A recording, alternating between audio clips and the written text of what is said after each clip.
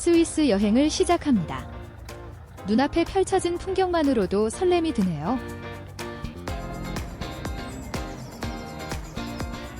스위스에 도착하고 가장 먼저 찾아온 곳은 라인 폭포예요. 사진으로는 여러 번 봤지만 실제 모습은 전혀 다르게 느껴지네요. 멀리서부터 들려오는 물소리를 따라 걸어가다 보니 어느새 거대한 폭포가 눈앞에 펼쳐집니다. 생각했던 것보다 훨씬 규모가 크고 쏟아지는 물의 힘도 대단하게 느껴져요. 전망대에 서 있으니 시원한 물보라가 날아오고 폭포 한가운데 우뚝 솟은 바위섬도 눈길을 사로잡습니다. 스위스의 작은 산악 마을 슈토스로 향해 봅니다. 산 위로 올라갈수록 풍경은 점점 달라지기 시작합니다. 좀 춥고 알프스 특유의 분위기가 느껴집니다. 처음에는 동네를 가볍게 둘러볼 생각이었는데 눈앞에 펼쳐진 풍경을 보니 올라가 보고 싶어졌습니다.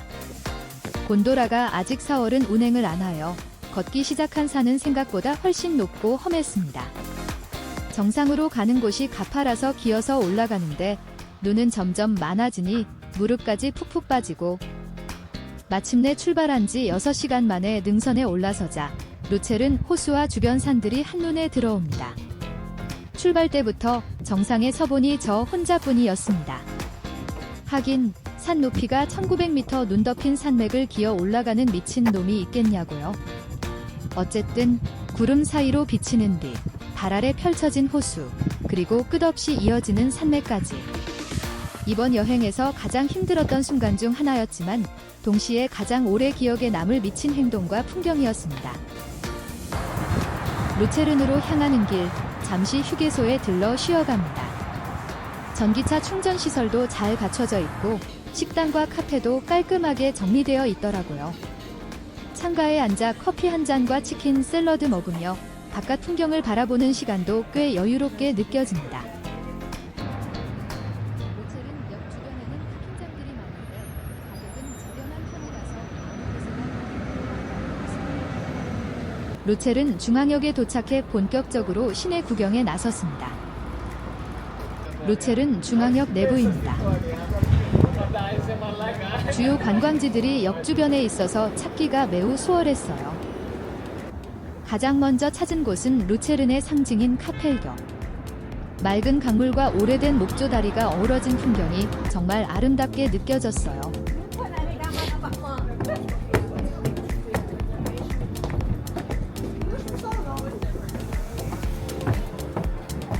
유럽은 야외 카페들, 특히 강가의 카페들이 매력적입니다.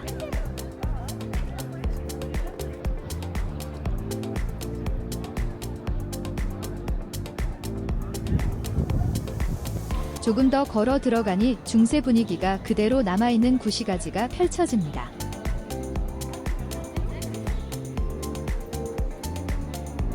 건물 외벽마다 화려한 벽화가 그려져 있어 마치 야외 박물관을 걷는 기분이네요.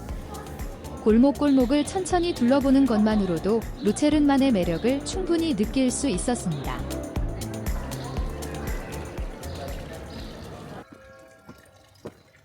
언덕 위에 자리한 오래된 성벽으로 향했습니다.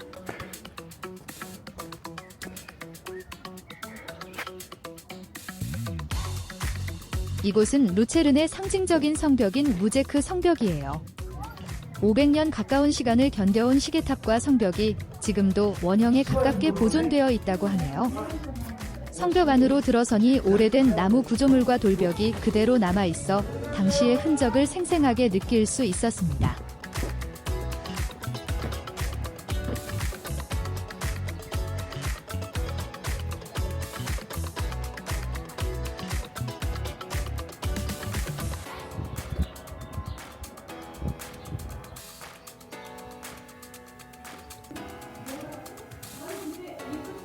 계단은 생각보다 가파르지만 한 걸음씩 오를수록 기대감도 커집니다. 루첼은 호수와 붉은 지붕의 구시가지, 그리고 멀리 보이는 알프스 산맥까지 한눈에 들어옵니다. 왜 많은 사람들이 이곳을 루첼은 최고의 전망대로 꼽는지 바로 이해가 되네요. 성벽을 내려와 다시 한국 사람들은 피곤한 사자상이라고 하던데 거대한 바위에 새겨진 사자는 프랑스 혁명 당시 전사한 스위스 근위병들을 추모하기 위해 만들어졌습니다. 슬픔이 담긴 표정 때문인지 실제로 보니 사진보다 훨씬 더 강한 인상을 남깁니다. 스위스 취리히에서 공부하고 있는 제자가 합류했어요. 이 호텔은 방 크기가 다른 곳의 2배 정도 크고 호수뷰도 엄청 좋습니다. 루첼은 호수의 아름다운 마을 베기스에서 하루를 시작해봅니다. 아침 햇살이 객실 창문을 통해 들어오고 잔잔한 호수 너머로 스위스 알프스가 조용히 모습을 드러냅니다. 선착장도 걸어서 5분 정도면 충분합니다. 아침 햇살이 객실 창문을 통해 들어오고 잔잔한 호수 너머로 스위스 알프스가 조용히 모습을 드러냅니다. 베기스는 유람선으로 루체른에서 리기산으로 가는 중간 기착지이기도 합니다.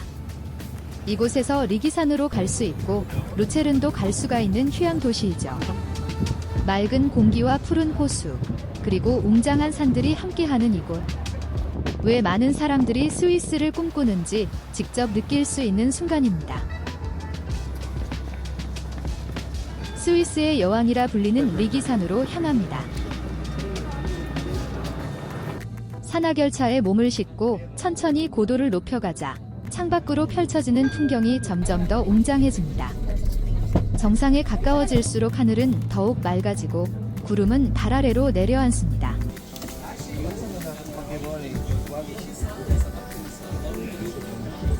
리기 쿨름 정상에 도착하니 360도로 펼쳐지는 파노라마 풍경이 여행자를 맞이합니다.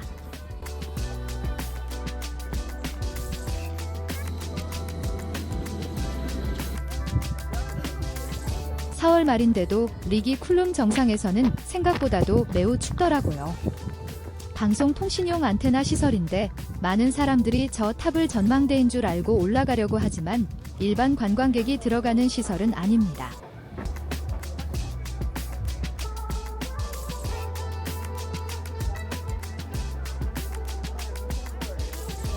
눈 덮인 알프스의 봉우리들, 구름 사이로 반짝이는 호수, 그리고 끝없이 이어지는 산맥의 모습은 그야말로 장관입니다. 잠시 벤치에 앉아 풍경을 바라보고 따뜻한 식사 한 끼를 즐기며 스위스의 여유를 만끽해봅니다.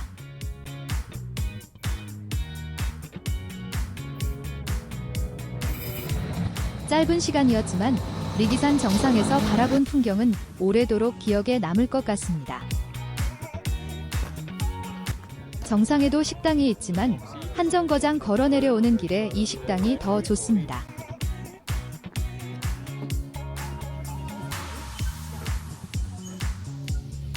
이제 다시 산악열차를 타고 호숫가 마을로 내려가며 스위스의 또 다른 아름다움을 만나러 떠나보겠습니다. 엔진이 아름답네요. 스위스의 유명 엔진 제작사인 썰저가 1901년에 제작한 엔진일 가능성이 있습니다. 이 유람선은 베기스를 거쳐 루체른으로 갑니다.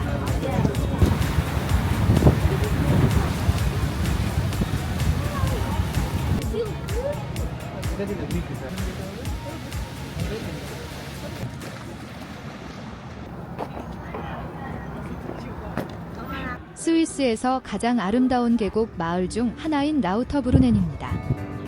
마을에 들어서자마자 시선을 사로잡는 것은 거대한 절벽 위에서 쏟아져 내리는 슈타우프바흐 폭포가 보이네요. 약 300m 높이에서 떨어지는 물줄기는 바람을 만나 안개처럼 흩어지며 환상적인 풍경을 만들어냅니다. 폭포 아래를 지나 계곡 안쪽으로 조금 더 걸어가면 또 하나의 특별한 장소가 나타납니다. 바로 트리멜바흐 폭포입니다. 겉으로 보기에는 평범한 계곡처럼 보이지만 진짜 모습은 산속 깊은 곳에 숨겨져 있습니다. 동굴의 엘리베이터를 타고 올라가 터널 속으로 들어서면 수천 년 동안 빙하가 깎아 만든 거대한 암석 협곡이 눈앞에 펼쳐집니다. 오!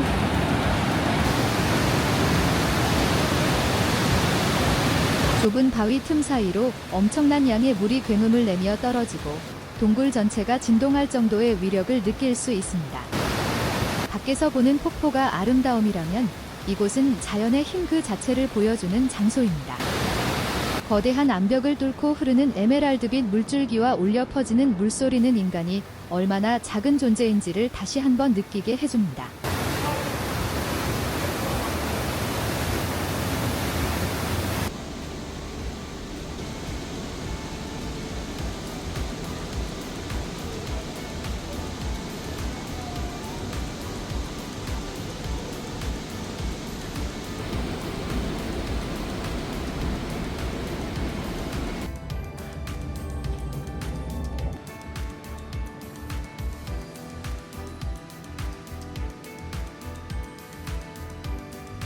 폭포 마을 라우터브루넨과 동굴 속을 흐르는 트리멜바흐 폭포를 뒤로하고 그린델발트로 향합니다.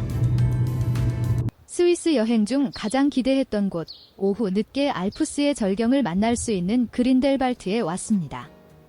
첫 번째 날 예약한 곳은 전통 샬레 스타일의 호텔 알페노프의 특실입니다. 따뜻한 목재로 꾸며진 객실은 스위스 산악마을 특유의 아늑한 분위기를 느끼게 해주는군요. 둘째 날, 셋째 날은 선스타 호텔입니다.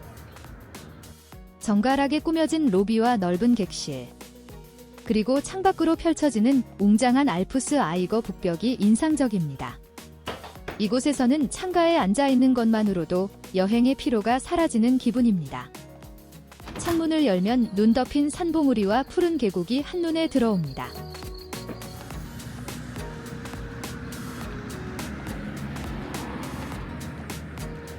이제 가장 기대되는 피르스트 전망대를 향해 출발합니다. 그린델발트 마을 중심에 있는 곤돌라 탑승장에는 아침부터 많은 여행객들이 모여 있습니다. 곤돌라가 출발하자 창밖 풍경이 빠르게 변하기 시작합니다. 초록빛 초원과 작은 샬레들이 점점 아래로 멀어지고 거대한 산맥들이 눈높이로 다가옵니다. 올라갈수록 알프스의 규모가 더욱 실감납니다. 깎아지른 절벽과 만년설, 그리고 깊은 계곡이 만들어내는 풍경은 그야말로 장관입니다.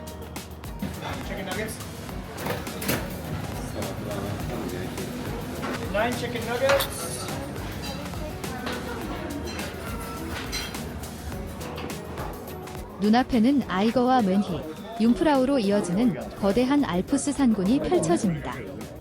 전망대 레스토랑 테라스에는 많은 여행객들이 앉아 있습니다. 커피 한 잔과 간단한 식사를 하며 눈앞의 알프스의 풍경을 바라보는 것만으로도 충분한 힐링이 됩니다. 한 걸음씩 앞으로 나아갈수록 새로운 풍경이 펼쳐집니다. 절벽 끝에서 바라보는 알프스는 사진으로는 담을 수 없는 압도적인 스케일을 보여줍니다. 전망대 옆에는 유명한 피르스트 워크가 있습니다. 멀리 설산 위를 천천히 날아가는 패러글라이더들도 보입니다. 운동화 젖어가며 1시간 이상을 걸어갔는데 이럴 수가? 비흐알프제 호수가 아직도 눈이 있네요.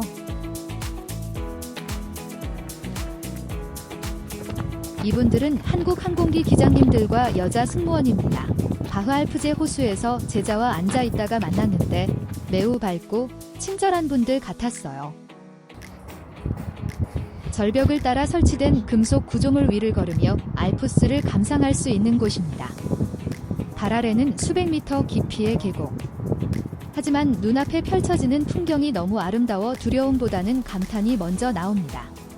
바람은 시원하고 햇살은 따뜻합니다. 이런 풍경 속에서는 누구나 시간이 천천히 흐르는 것처럼 느끼게 됩니다. 퍼스트는 단순한 관광지가 아닙니다. 알프스의 웅장함과 자연의 위대함을 가장 가까이에서 느낄 수 있는 특별한 장소입니다. 그린델발트 역 앞 광장에는 알프스를 개척했던 산악인 알피니스트를 기리는 동상이 서 있습니다. 융프라우역으로 향하는 아침입니다. 그린델발트 터미널에서 아이거 익스프레스 곤돌라에 탑승합니다. 최신식 곤돌라는 순식간에 고도를 높이며 알프스의 웅장한 풍경 속으로 들어갑니다.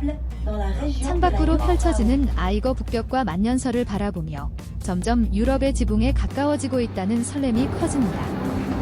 곤돌라를 내린 뒤 붉은 산악 열차인 융프라우 철도로 갈아탑니다. 드디어 해발 3,454m 융프라우요흐에 도착했습니다.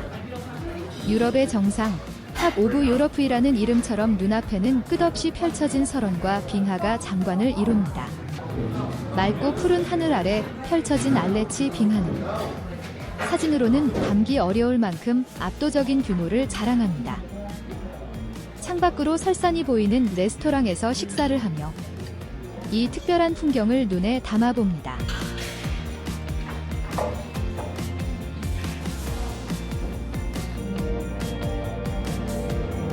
한국 드라마 사랑의 불시착 촬영지로 알려진 포토존에서는 많은 여행객들이 추억을 남기고 있습니다. 눈 덮인 산봉우리와 빙하를 바라보며 걷다 보니 마치 다른 세상에 와 있는 듯한 느낌이 듭니다. 정상에 위치한 전망대에서는 사방으로 펼쳐진 알프스의 파노라마를 감상할 수 있습니다. 차가운 공기마저 상쾌하게 느껴지는 이곳에서 잠시 걸음을 멈추고 자연이 만들어낸 거대한 작품을 바라봅니다.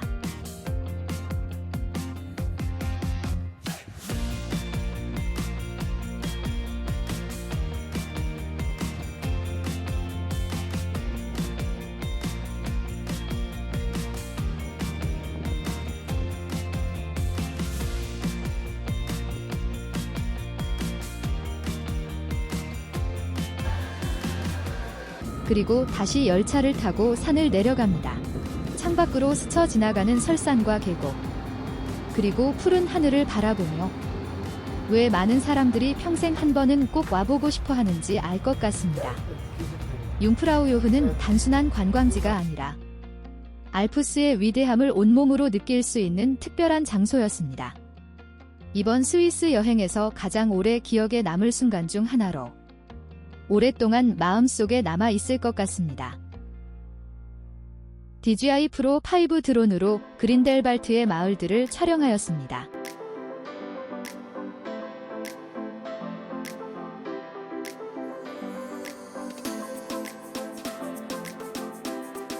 스위스의 숨겨진 보석이라 불리는 블라우제입니다. 짙은 침엽수와 연두빛 새잎이 어우러진 숲 사이로 나타난 호수는 에메랄드빛과 청록빛이 섞인 신비로운 색을 띠고 있네요. 이곳은 특히 송어 양식장으로도 유명한데요. 깨끗한 빙하수가 흘러들어오는 덕분에 건강한 송어들이 자라고 있으며 호수 속을 유유히 헤엄치는 대형 송어들을 쉽게 만날 수 있습니다.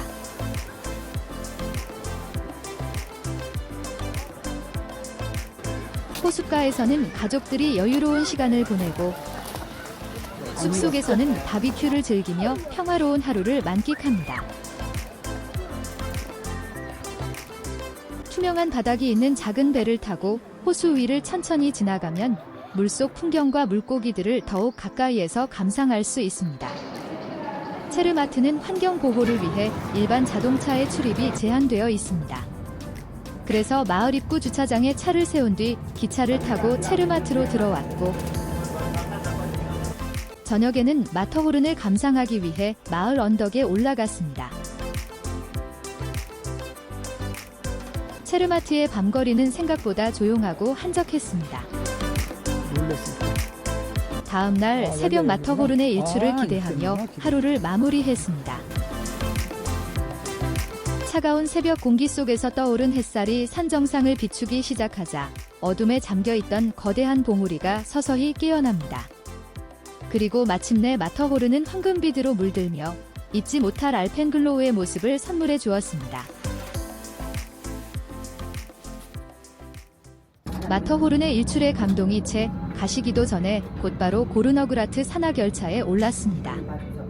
가파른 산길을 따라 천천히 올라가는 동안 창밖으로는 눈 덮인 알프스의 웅장한 풍경이 끝없이 펼쳐졌고, 정상에 가까워질수록 세상은 점점 더 하얀 설원의 모습으로 변해갔습니다.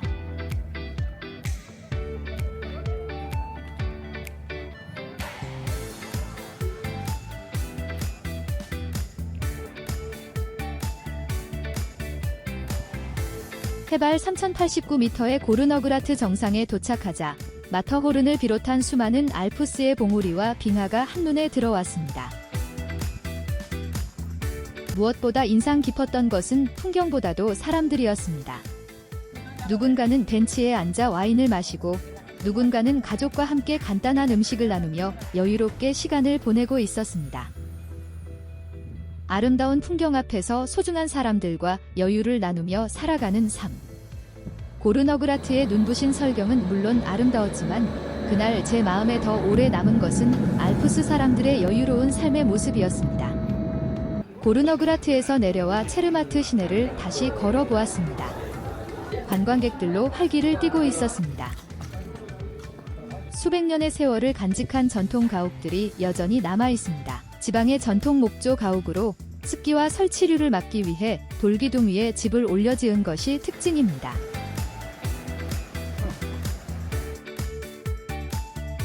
스위스에서 마지막 날을 유럽에서 가장 높은 전망대 중 하나인 마터홀은 글레이셔 파라다이스를 향해 출발했습니다.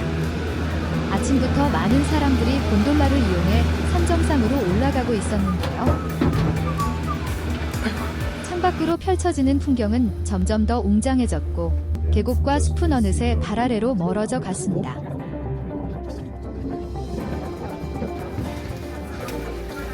눈 덮인 봉우리들이 지평선 끝까지 이어지고 그 사이로 거대한 빙하가 천천히 흐르며 수천 년의 시간을 이야기하는 듯 했습니다.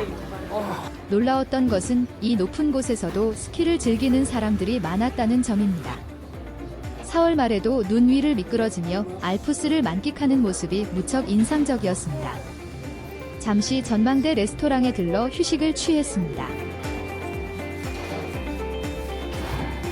언젠가는 이곳에 와 스키를 꼭 타볼 것입니다.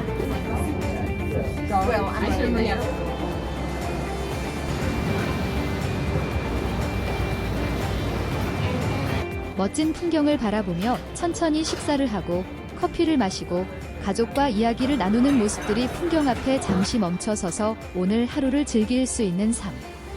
그리고 그 위에서 여유로운 하루를 보내는 사람들의 모습은 오래도록 기억에 남을 것 같습니다. 체르마트에서의 또 하나의 특별한 하루가 그렇게 지나가고 스위스에서의 여행이 마무리되었습니다. 다음 알프스는 7월의 이탈리아 돌로미티입니다. 기대해주세요.